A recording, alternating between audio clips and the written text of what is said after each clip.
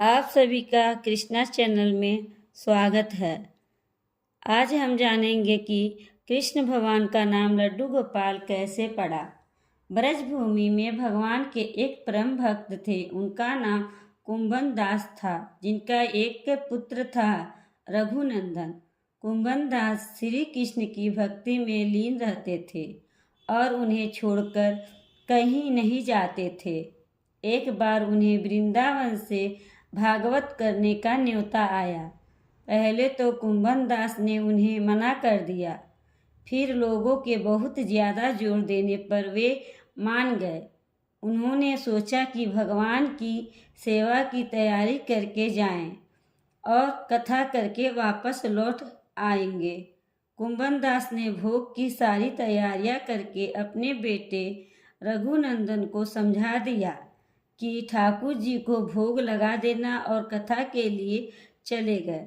रघुनंदन ने भोजन की थाली ठाकुर जी के आगे रखी और उनसे भोग लगाने का आग्रह किया।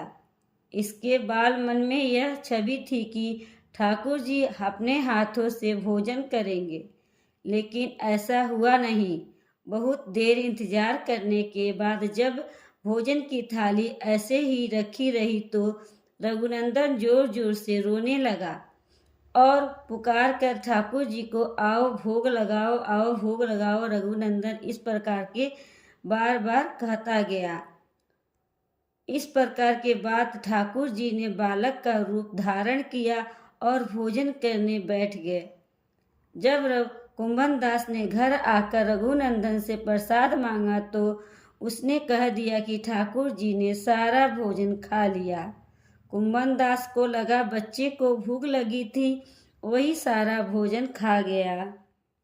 लेकिन अब यह रोजाना होने लगा। तब कुंभन दास को शक हुआ तो उन्होंने एक दिन लड्डू को बनाकर थाली में रखे और छुप कर देखने लगे कि रघुनंदन क्या करता है।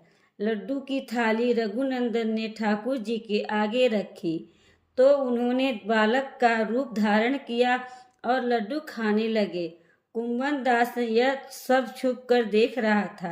जैसे कि ठाकुर जी बालक के रूप में प्रकट हुए, कुंभन दास भागता हुआ आया और प्रभु के चरणों में गिरकर विनती करने लगा।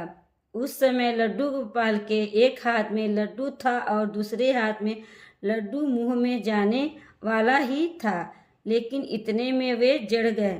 उसके बाद से ही उनके इस रूप की पूजा की जाती है और उन्हें लड्डू गोपाल कहा जाता है। अगर आपको वीडियो पसंद आई तो वीडियो को लाइक शेयर कर दीजिएगा। राधे राधे।